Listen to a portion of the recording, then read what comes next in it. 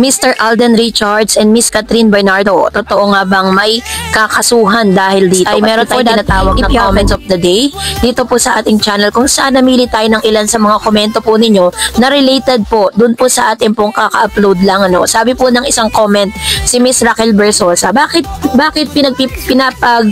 pinagpipilitan ng mga tao na nag-iiwasan si Catherine at Alden? Sinasadya po talagang hindi pagsamahin sina Alden at Catherine sa mga awarding kasi kailangan mag-focus po tayo sa tambalang Catherine at James. Bigyan natin ng chance, no? Sabi ni Miss Conchita Verde, malaki ang tiwala ko kahit one movie pa lang na direct Alden, napakataas ng possibility na kaya niyang i-direct si Kat. Kaso nasa ibang network sila at hindi yan si Alden gagawa ng pelikula kung walang relevance na mensahe sa lipunan. And sabi ni Miss Marilu Ching, yes, Kat made the choice to be with Mayor Alcala. It won't be long and the truth will come out. Whether Kat made the right choice or not, that's her problem. She's old enough to take responsibility for her action. The thing that fascinates me about her, the effort she does to hide the relationship, which is very true, diba? Kung sakali man lumabas yung katotohanan patungkol dyan, tangi si Miss Catherine lang naman talaga yung makapagsasabi kung ano yung totoo. So anyways, eto na, pag-usapan natin ito dahil meron pong mga kumakalat at nagsisirculate na news ngayon na itong si Alden Richards ay talagang tinuloy pala di umano ang pagdedemanda. Isang nakakagulat na balita ang muling umalingaw sa mundo ng showbiz nitong October 2025 ang umano'y pagkawala ng mahigit 100 milyon ni Alden Richards dahil sa isang scam. Ayon sa ulat ni Ronnie Carrasco III sa The Manila Times, tinalakay ng programang Christy Per Minute ni Christy Permin at Romel Chica ang usapin na ito kung saan pinagtuunan nila ng pansin ang mga pahayag ni Alden sa kanyang mga naunang panayam. Sa naturang programa, ipinahiwatig umano ni Alden na dumaan siya sa isang matinding pagsubok noong 2024, isang yugto ng kanyang buhay na tinawag niyang hitting rock bottom. Sa mga naunang panayam, hindi direktang binanggit ni Alden kung gaano kalaki ang nawala sa kanya. Ngunit ayon sa Christy Per Minute, aabot daw di umano ng 100 milyon ang halaga ng kanyang nalugi matapos maloko sa isang investment o negosyong pinasok. Kung matatandaan po ninyo, may mga interview sa Alden Richards na dumaan siya sa sobrang depression dahil po dito po ito yung tinutukoy niya na na-depression ng todo dahil pinag-ipunan niya ng pinagtrabahuan niya, no? Talagang napakalinis na pera yan. Bagamat hindi tinukoy ng aktor kung anong klaseng negosyo kung sino ang sangkot sa sinabi ni Christy Permin sa programa na pinagmulan ng pagkawala ay isang investment scam kung saan naging biktima si Alden dahil sa sobrang pagtitiwala. Sa mga lumabas na ulat, sinabi pa ng aktor sa isang panayam na you get surprised to discover that your pail of water has gone dry. Isang matalinghagang paglalarawan sa biglaang pagkawala ng kanyang pinaghirapang ipon. Sa parehong talakayan, binanggit din ni Christy Permin at Romel na hindi nila lubos maunawaan kung paano mangyayari ito sa isang tulad ni Alden na kilalang matalino sa pinansya at maingat sa negosyo. Sa katunayan, matagal nang may reputasyon ng aktor bilang isang entrepreneur actor na maingat sa kanya mga desisyon at aktibong lumahok sa mga lehitimong negosyo gaya ng mga restaurant at property investment. So dahil po doon, talaga namang masasabi natin na nakakasyak lang na malaman na 100 milyon ang naubos or nawala kay Mr. Alden Richards. Pinagpaguran niya, talagang galing po yun sa kamay, no? Na kung saan talagang tinarabaho niya yun, pinagpuyatan niya yun, ilang luha, kanyang inabot bago niya po makuha yung 100 milyon, tapos nawala lang ng ganon-ganon. Kaya pala meron siyang sinabi na parang nasa rock bottom, ibig sabihin, munti ka na siyang maubusan, no? Buti na lang may mga negosyo, may mga investment si Alden na talagang unti-unti nakakabawi. At the same time, isa rin sa mga malaking tulong nung sila po ay nagkaroon ng movie ni Catherine. Kasi parang iyon yung isa rin sa mga paraan kaya nakabawi din si Alden dahil ang laki ng kinita ng kanilang movie. Kaya hindi malilimutan ni Alden Richards ang pelikulang Hello Love Again dahil dito. Kasabay nito ay meron naman pong isang nag-comment, no, na talagang ito po yung nag-ugat kung bakit inimbestigahan ko po ito. Sabi ni Miss Raquel, sa mga hindi nakakaalam, nakademanda naman si Christy Permin at OG Diaz at ibang mga vloggers na social media na nagsabi na nagli-live-in raw si Catherine at Mayor. Pinagkakitaan niyo raw si Catherine, sinira niyo pa ang buhay niya. Welta ng family ni Bernardo yung demanda. Go Catherine for family Bernardo. Tama lang na lumaban na kayo sa paninira kay Catherine at hindi na rin tularan ng ibang vloggers yung chismosa na yan. Hintayin na lang natin yung si Puena ni Christy at OG at yung mga vloggers na malaman na ang nakampo ni Catherine, yung totoong identity. Good luck sa damage na nilika nyo kay Catherine. Walang katotohanan yung tungkol sa mayor na yan. Ginamit lang ni OG ang name ni Catherine para pag-usapan at makilala pa yung mayor na yan. So, meron po, naghanap po ako, no? Meron po ako nakitang isang vlog na galing kay Newgen.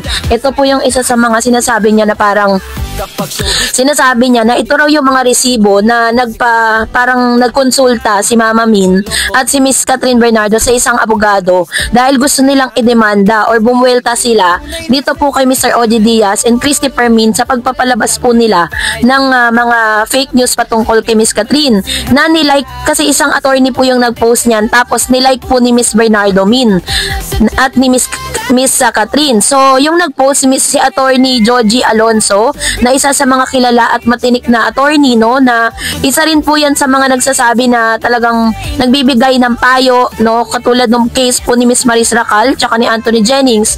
At dito rin ay siya rin ang lumalaban po kay Miss Chanda Romero sa nagpapakalat ng fake news. Napatay na daw si Miss Chanda. At nag-research po tayo, sabi dyan, most of what appears are speculative posts, social media chatter, YouTube videos making claims like Catherine may belta kay OG at Christy at sinasabing nagdemanda nga daw. Pero wala naman daw pong proof or wala pa pong verified talaga na masasabi natin na resibo na makapagsasabing sila po ay nagdemanda. Kasi para sa akin si Miss Catherine kasi mas malala pa nga po yung mga sinasabi ng mga tao sa social media patungkol kay Catherine. Pero never po silang nagsalita, never po silang lumaban, at never po silang nanira. Kaya nga sabi ng ilang mga fans na nakakakilala at talagang kilalang kilala po isong si Miss Catherine Bernardo. Si Miss Catherine Bernardo daw ang isa sa mga celebrity na walang ginagawang masama pero patuloy na binabash. No, talagang ganun katindi at talagang masasabi mong may impact kasi si Miss Catherine. Pag si Catherine Bernardo po talagang siniraan ng isang tao, sisikat kaso nga lang mali. Kasi kapag siniraan mo yung isang tao nang hindi naman totoo, nagpapakalat ka ng fake news, ng kasinungalingan, may balik kasi sa'yo yan Pero, yun pong mga balitang lumalabas na sila po ay nagdemanda, wala pa pong proof yan.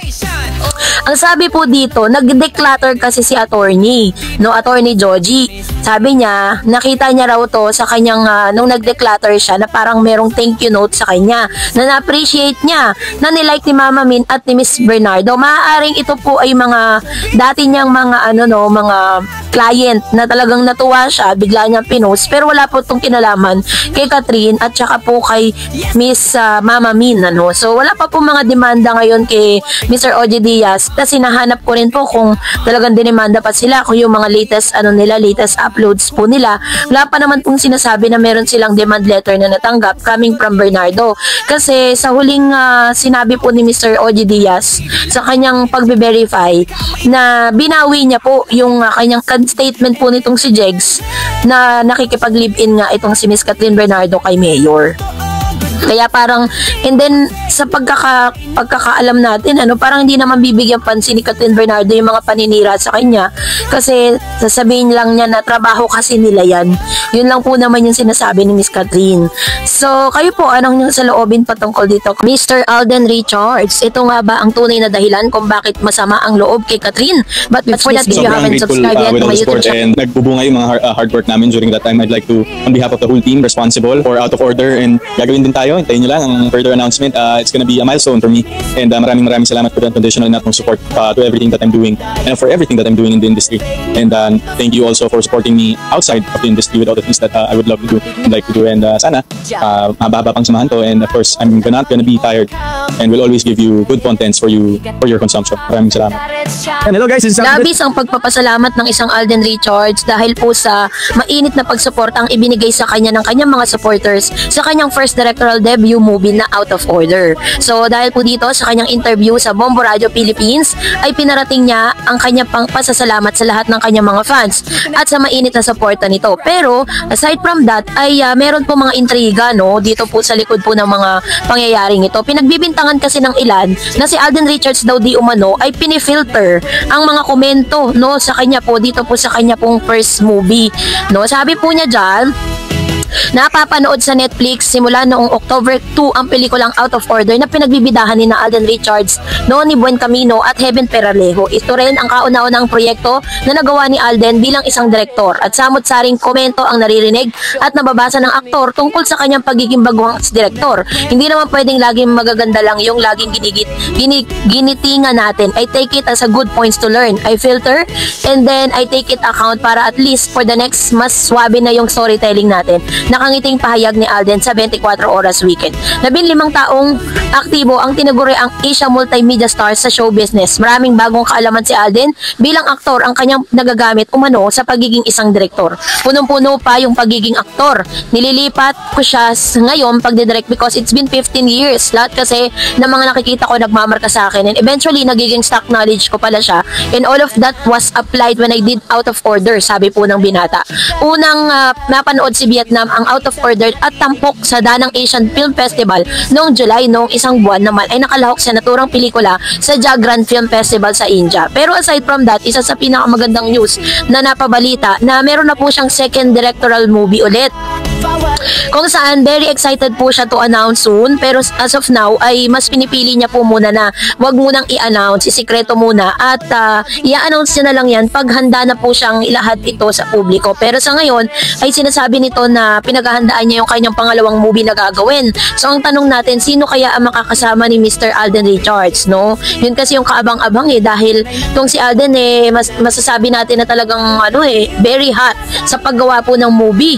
No, aside from that is busy rin si Alden sa kanyang mga new ventures, yung mga new businesses po niya na itinatayo at kasama po ng kanyang daddy. Excited din si Alden Richards sa paglipat sa kanyang bagong bahay na sinasabi nga na ito na daw di umano ang senyales na mag-aasawa na nga si Alden Richards dahil ito po ay nagpatayo na ng kanyang sariling bahay. So yun po yung usap-usapan ngayon sa social media. So sunod-sunod nga yung mga good news kahit may mga hindi kagandahang balita patungkol kay Alden. Pero sa isang banda, meron pong naisulat dito ang pangmasak or pang movies. Katrin, pinaasa lang di umano si Alden Richards na ipinost noong October 15, 2025, 12 AM, kaninang madaling araw. Kabilang si Catherine Bernardo sa tumanggap ng Most Influential Celebrity Award ng 11th EDOC Circle. Pero imbis na matuwa ang fans sa kanya, may pagkanega ang naging komento ng iba. Paano raw magiging influential samantalang laging safe ang mga post niya at never nagbigay ng stand sa mga controversial issue, partikular na sa nagaganap na investigasyon sa malalang korupsyon sa ating bansa. Ginagamit lang daw nito ang kanyang platform sa mga endorsement niya at nananatiling nasa safe side ang mga kaganapan sa ating bayan. So hanggang sa ngayon ay hindi pa rin makamove on ang ilan sa mga hate campaigns dito kay Miss Catherine patungkol nga sa pananahimik nito sa issue po ng korupsyon. Sabi po ng ilang mga netizen, been a fan of Catherine for like a decade and this is the first time I will disagree with the award she received. Influential yet didn't use her voice for what needed. You don't deserve it, Kat, ayon sa isa niyang fan sa X. So maraming nagdi-disagree doon po sa kanyang award na natanggap na Most Influential Celebrity of the Year dahil hindi niya naman daw ginagamit yung kanyang influence para mag-voice out, para po bumoses patungkol po sa mga issue na papanahon.